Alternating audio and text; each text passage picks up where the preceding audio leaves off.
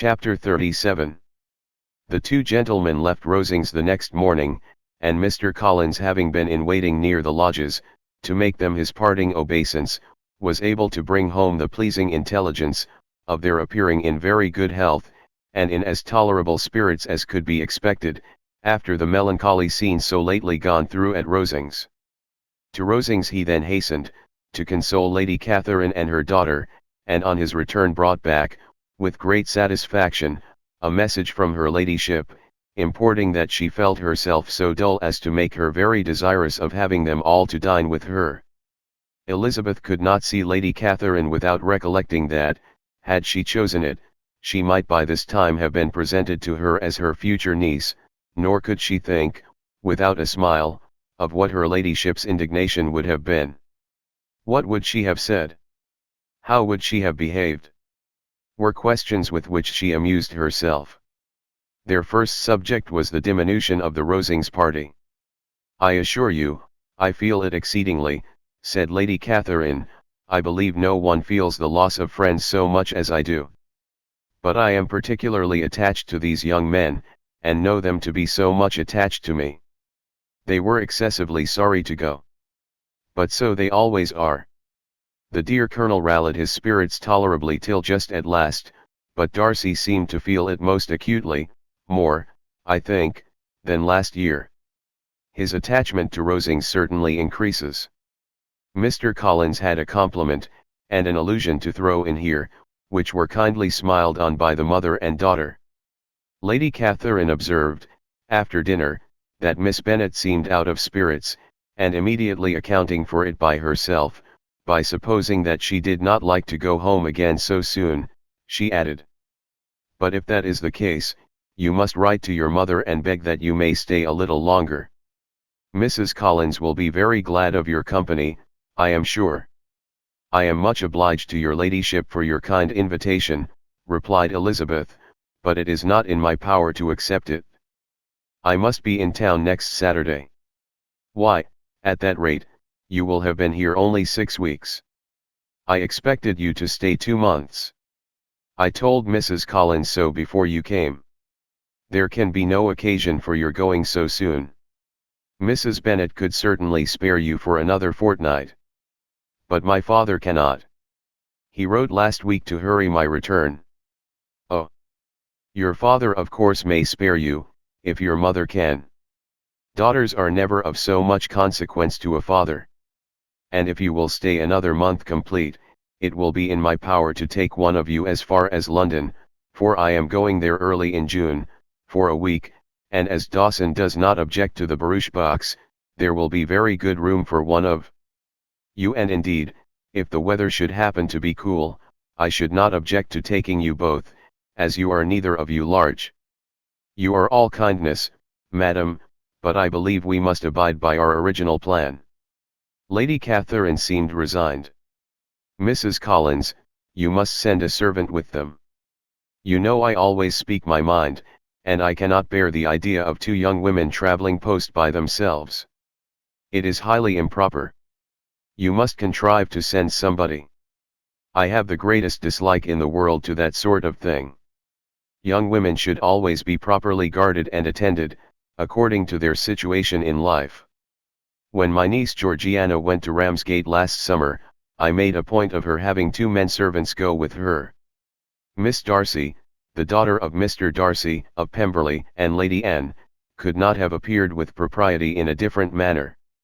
I am excessively attentive to all those things. You must send John with the young ladies, Mrs. Collins. I am glad it occurred to me to mention it, for it would really be discreditable to you to let them go alone. My uncle is to send a servant for us." "Oh. Your uncle? He keeps a manservant, does he? I am very glad you have somebody who thinks of these things. Where shall you change horses?" "Oh. Bromley, of course. If you mention my name at the bell, you will be attended to." Lady Catherine had many other questions to ask respecting their journey, and as she did not answer them all herself, attention was necessary, which Elizabeth believed to be lucky for her, or, with a mind so occupied, she might have forgotten where she was. Reflection must be reserved for solitary hours. Whenever she was alone, she gave way to it as the greatest relief, and not a day went by without a solitary walk, in which she might indulge in all the delight of unpleasant recollections. Mr. Darcy's letter she was in a fair way of soon knowing by heart. She studied every sentence, and her feelings towards its writer were at times widely different. When she remembered the style of his address, she was still full of indignation, but when she considered how unjustly she had condemned and upbraided him, her anger was turned against herself, and his disappointed feelings became the object of compassion. His attachment excited gratitude, his general character respect, but she could not approve him, nor could she for a moment repent her refusal, or feel the slightest inclination ever to see him again. In her own past behavior, there was a constant source of vexation and regret, and in the unhappy defects of her family, a subject of yet heavier chagrin. They were hopeless of remedy. Her father, contented with laughing at them, would never exert himself to restrain the wild giddiness of his youngest daughters, and her mother, with manners so far from right herself, was entirely insensible of the evil. Elizabeth had frequently united with Jane in an endeavour to check the imprudence of Catherine and Lydia, but while they were supported by their mother's indulgence, what chance could there be of improvement? Catherine, weak-spirited, irritable, and completely under Lydia's guidance, had been always affronted by their advice, and Lydia, self-willed and careless, would scarcely give them a hearing. They were ignorant, idle, and vain. While there was an officer in Meryton, they would flirt with him, and while Meryton was within a walk of Longbourn, they would be going there forever. Anxiety on Jane's behalf was another prevailing concern, and Mr. Darcy's explanation, by restoring Bingley to all her former good opinion, heightened the sense of what Jane had lost. His affection was proved to have been sincere, and his conduct cleared of all blame, unless any could attach to the implicitness of his confidence in his friend. How grievous then was the thought that, of a situation so desirable in every respect, so replete with advantage, so promising for happiness, Jane had been deprived, by the folly and indecorum of her own family. When to these recollections was added the development of Wickham's character, it may be easily believed that the happy spirits which had seldom been depressed before, were now so much affected as to make it almost impossible for her to appear tolerably cheerful. Their engagements at Rosings were as frequent during the last week of her stay as they had been at first.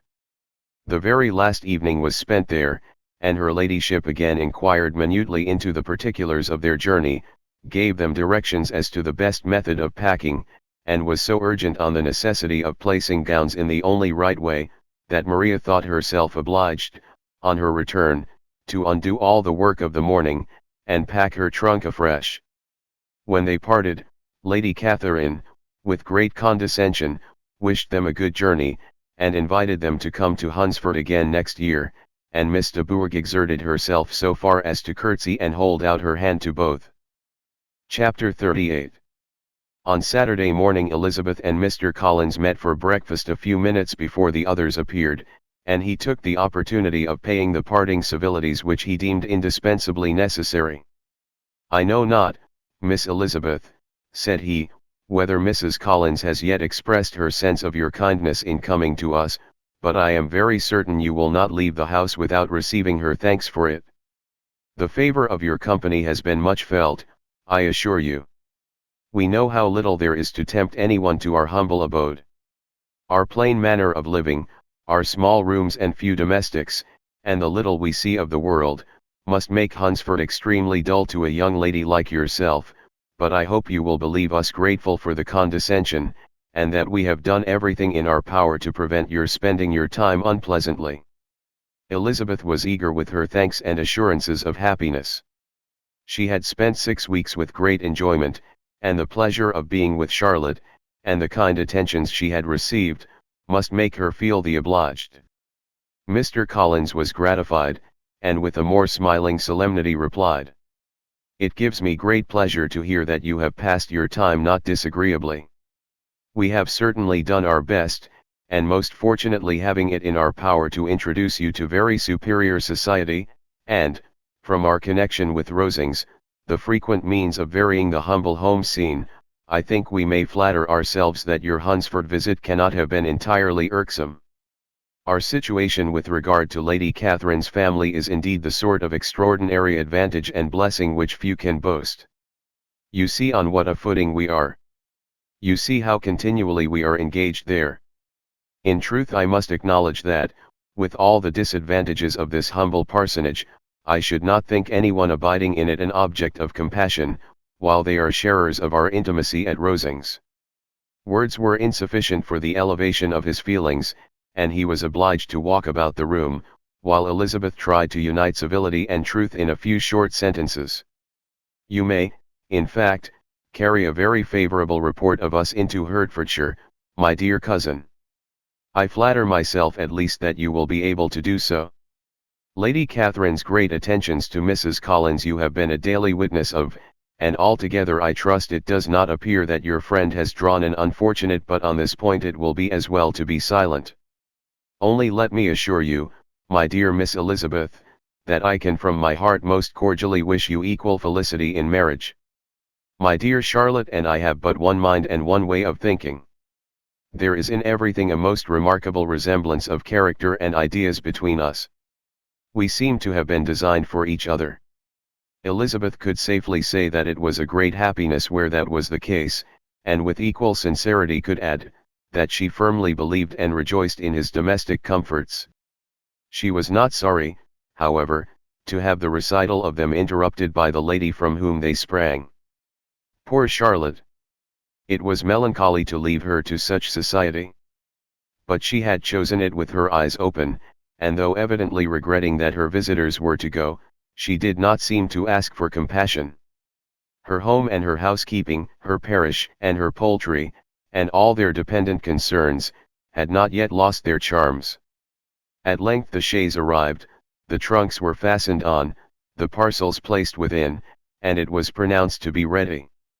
After an affectionate parting between the friends, Elizabeth was attended to the carriage by Mr. Collins, and as they walked down the garden he was commissioning her with his best respects to all her family, not forgetting his thanks for the kindness he had received at Longbourn in the winter, and his compliments to Mr. and Mrs. Gardiner, though unknown. He then handed her in, Maria followed, and the door was on the point of being closed, when he suddenly reminded them, with some consternation, that they had hitherto forgotten to leave any message for the ladies at Rosings. But, he added, you will of course wish to have your humble respects delivered to them, with your grateful thanks for their kindness to you while you have been here. Elizabeth made no objection, the door was then allowed to be shut, and the carriage drove off. Good gracious! Cried Maria, after a few minutes' silence, it seems but a day or two since we first came. And yet how many things have happened! A great many indeed, said her companion with a sigh. We have dined 9 times at Rosings, besides drinking tea there twice. How much I shall have to tell! Elizabeth added privately, and how much I shall have to conceal.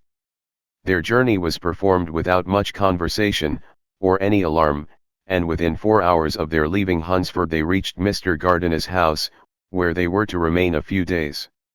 Jane looked well, and Elizabeth had little opportunity of studying her spirits, amidst the various engagements which the kindness of her aunt had reserved for them.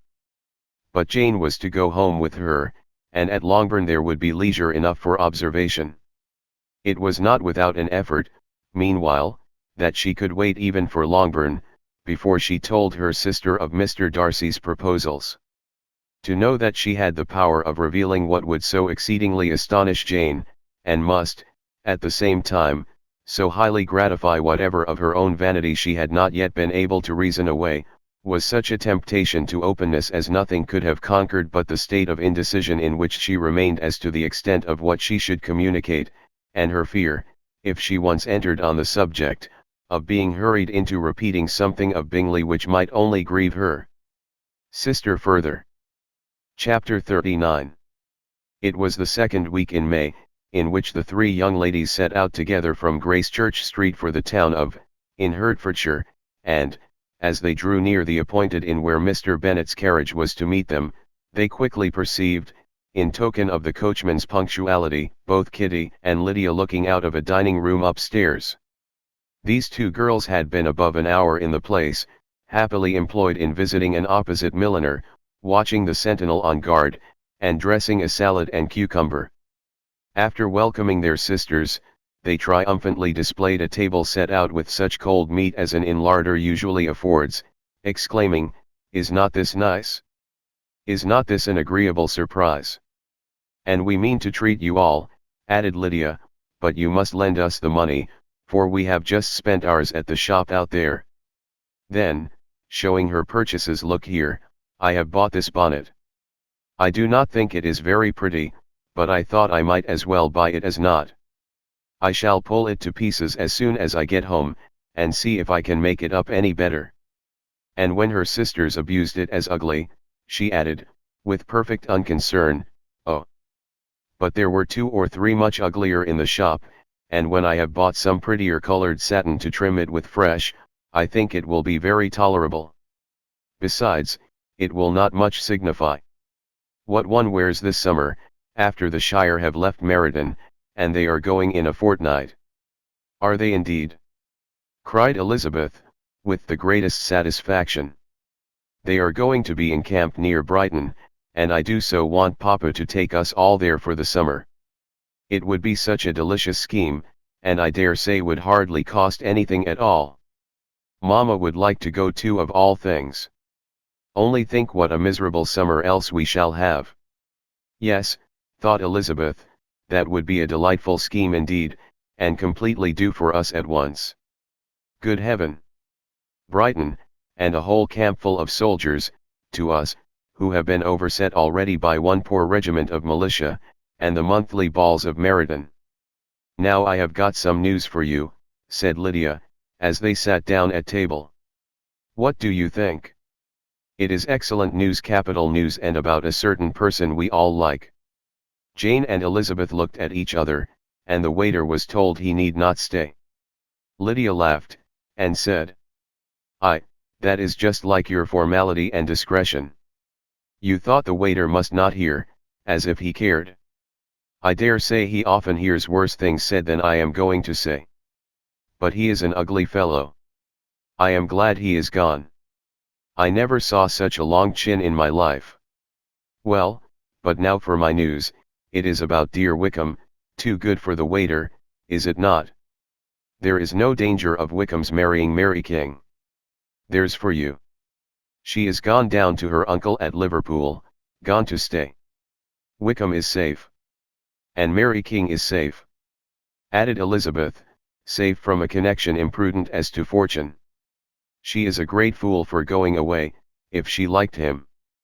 But I hope there is no strong attachment on either side," said Jane. "I am sure there is not on his. I will answer for it, he never cared 3 straws about her who could about such a nasty little freckled thing." Elizabeth was shocked to think that, however incapable of such coarseness of expression herself, the coarseness of the sentiment was little other than her own breast had harbored and fancied liberal. As soon as all had ate, and the elder ones paid, the carriage was ordered, and after some contrivance, the whole party, with all their boxes, work bags, and parcels, and the unwelcome addition of Kitty's and Lydia's purchases, were seated in it. "How nicely we are all crammed in," cried Lydia. "I am glad I bought my bonnet, if it is only for the fun of having another bandbox. Well, now let us be quite comfortable and snug, and talk and laugh all the way home. And in the first place, let us hear what has happened to you all since you went away. Have you seen any pleasant men? Have you had any flirting? I was in great hopes that one of you would have got a husband before you came back. Jane will be quite an old maid soon, I declare. She is almost 23. Lord, how ashamed I should be of not being married before 23. My Aunt Phillips wants you so to get husbands, you can't think. She says Lizzie had better have taken Mr. Collins, but I do not think there would have been any fun in it. Lord, how I should like to be married before any of you, and then I would chaperone you about to all the balls. Dear me! We had such a good piece of fun the other day at Colonel Forster's. Kitty and me were to spend the day there, and Mrs. Forster promised to have a little dance in the evening. By the by, Mrs. Forster and me are such friends, and so she asked the two Harringtons to come, but Harriet was ill, and so Pen was forced to come by herself, and then, what do you think we did? We dressed up Chamberlain in woman's clothes on purpose to pass for a lady. Only think what fun. Not a soul knew of it, but Colonel and Mrs. Forster and Kitty and me, except my aunt, for we were forced to borrow one of her gowns, and you cannot imagine how well he looked. When Denny and Wickham and Pratt, and 2 or 3 more of the men came in, they did not know him in the least. Lord! How I laughed! And so did Mrs. Forster. I thought I should have died. And that made the men suspect something, and then they soon found out what was the matter. With such kinds of histories of their parties and good jokes, did Lydia, assisted by Kitty's hints and additions, endeavour to amuse her companions all the way to Longbourn. Elizabeth listened as little as she could, but there was no escaping the frequent mention of Wickham's name. Their reception at home was most kind. Mrs. Bennet rejoiced to see Jane in undiminished beauty, and more than once during dinner did Mr. Bennet say voluntarily to Elizabeth, "I am glad you are come back, Lizzie." Their party in the dining room was large, for almost all the Lucases came to meet Maria and hear the news, and various were the subjects that occupied them. Lady Lucas was inquiring of Maria, after the welfare and poultry of her eldest daughter.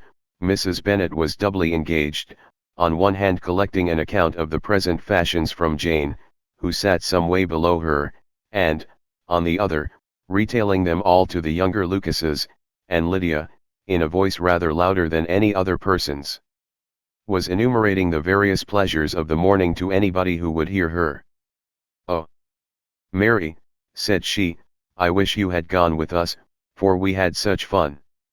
As we went along, Kitty and I drew up the blinds, and pretended there was nobody in the coach, and I should have gone so all the way, if Kitty had not been sick, and when we got to the George, I do think we behaved very handsomely, for we treated the other 3 with the nicest cold luncheon in the world, and if you would have gone, we would have treated you too. And then when we came away it was such fun. I thought we never should have got into the coach. I was ready to die of laughter. And then we were so merry all the way home. We talked and laughed so loud, that anybody might have heard us 10 miles off." To this Mary very gravely replied, "Far be it from me, my dear sister, to depreciate such pleasures. They would doubtless be congenial with the generality of female minds. But I confess they would have no charms for me. I should infinitely prefer a book." But of this answer Lydia heard not a word. She seldom listened to anybody for more than half a minute, and never attended to Mary at all. In the afternoon Lydia was urgent with the rest of the girls to walk to Meryton, and to see how everybody went on, but Elizabeth steadily opposed the scheme. It should not be said that the Miss Bennets could not be at home half a day before they were in pursuit of the officers. There was another reason too for her opposition. She dreaded seeing Mr. Wickham again, and was resolved to avoid it as long as possible. The comfort to her of the regiment's approaching removal was indeed beyond expression. In a fortnight they were to go, and once gone, she hoped there could be nothing more to plague her on his account. She had not been many hours at home before she found that the Brighton scheme, of which Lydia had given them a hint at the inn, was under frequent discussion between her parents. Elizabeth saw directly that her father had not the smallest intention of yielding, but his answers were at the same time so vague and equivocal, that her mother, though often disheartened, had never yet despaired of succeeding at last.